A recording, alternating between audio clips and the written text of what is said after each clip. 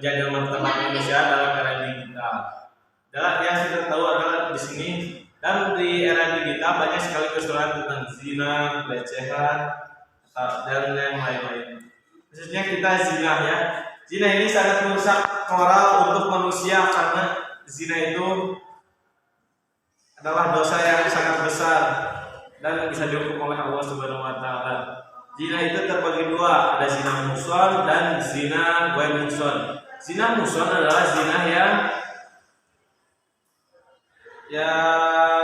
yang sudah menikah, suami istri yang sudah menikah dan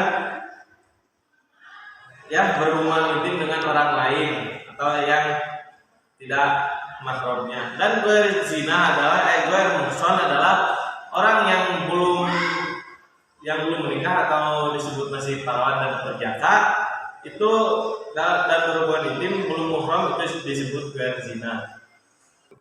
Dan hukuman untuk ghairu muhsan adalah dera atau dipukul 100 kali dan diasingkan seperti dalam firman Allah Subhanahu wa taala.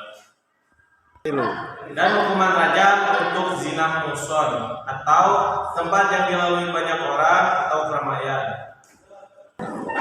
Hukuman bagi orang yang menuduh zina atau rajam mengingat beratnya hukuman zina. Hukuman bagi orang yang menuduh zina atau rajam mengingat beratnya hukuman zina, maka hukum Islam telah menentukan yang berat bagi terlaksananya hukuman. Syarat-syarat tersebut antara lain adalah sebagai berikut. 1. Hukuman dapat dibatalkan bila masih terdapat keraguan terhadap peristiwa tersebut.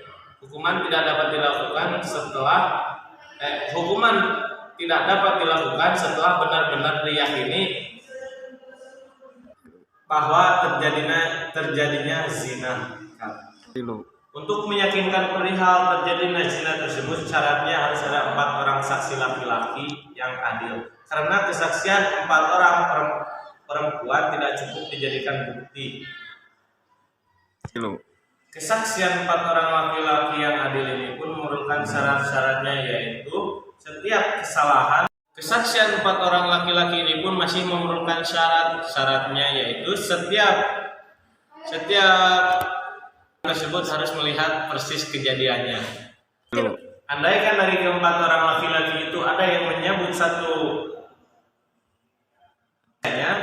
dan 3 di antara lainnya tidak, maka hal itu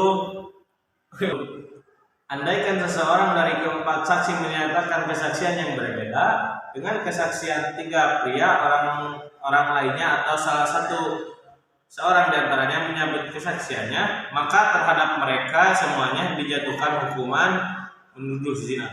Hukuman bagi penuduh zina terhadap perempuan baik dengan didenda sebanyak 80 kali deraan. Hal ini didasarkan pada firman Allah Subhanahu wa taala dalam Quran surah An-Nisa ayat 24. Dan oleh karena itu kita sebagai manusia harus menjauhi zina, karena Allah Subhanahu wa taala sudah melarang kita untuk mendekati zina, karena itu adalah perbuatan yang sangat jelek dan menuju keburukan.